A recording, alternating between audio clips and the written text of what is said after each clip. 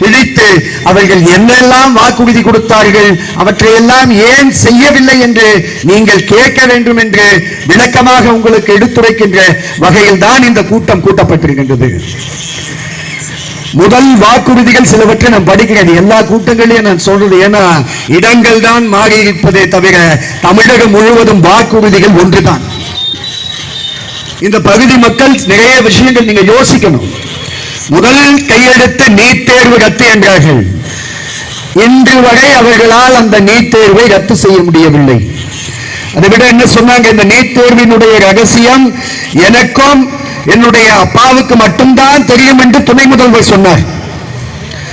4.25 வருடமாவது இன்று வரை அந்த ரகசியத்தை அவர்கள் வெளிப்படுத்தவில்லை. ஏன்னா அப்படி ஒரு ரகசியமே இல்லை, பண்ண முடியாது. சுப்ரீம் கோர்ட்டு இந்தியா முழுவதும் நடத்தி ஆக வேண்டும் என்ற உத்தரவு பிறப்பித்த பிறகு ஒரே ஒரு மாநிலத்துக்கு மட்டும் எப்படி விதிவிலக்கு கொடுப்பாங்க? ஆக அது ஒரு பொய் வாக்குறுதி. அதே போல வீட்டுக்கு ஒருவருக்கு அரசு வேலை,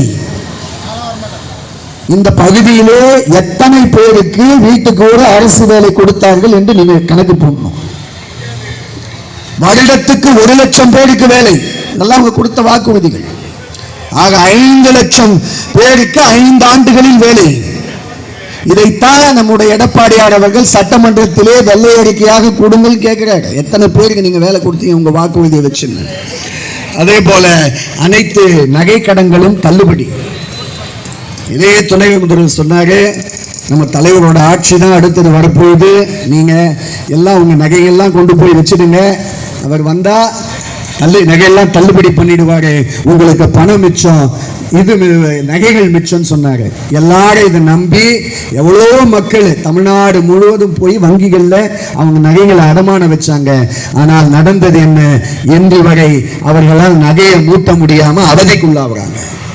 இதுதான் இவங்க உங்களுக்கு கொடுத்த வாக்குறுதிகள். அதே போல் நம்முடைய கனிமொழி அக்கா அவர்கள் என்ன சொன்னாங்க? ஆட்சிக்கு வந்தவுடன் நாங்கள் முதல் கையெழுத்து பூரண மதுவிலக்கு.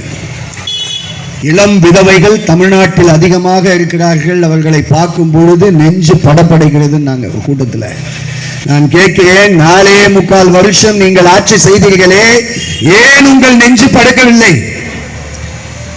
4.25 வருஷம் தான் நீங்க நினைச்சா ரத்து பண்ணிருக்கலாமே. 1 வருடத்துல ரத்து பண்ணலாம், பூரண மதுவிலக்கை நீங்க கொண்டு வரலாம்.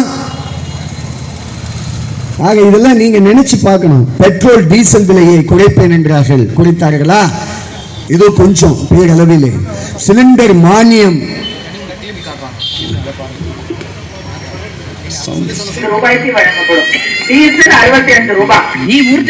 விவசாய கடன் ரத்து செய்யப்படும். கல்வி கடன் ரத்து செய்யப்படும். செக்க ஆட்டின சுத்தமான உருட்டு டோல்கேட் எல்லாம் மூடப்படும். இதெல்லாம் நம்முடைய முதலமைச்சர் அவர்கள் தந்திருக்கக்கூடிய வாக்குறுதி. வழியில் உருட்டி பொழைக்கும் குருட்டு உலகமடா, நண்பா உருட்டை பழகி கொள்ளடா, நீயும் உருட்டை பழகி கொள்ளடா.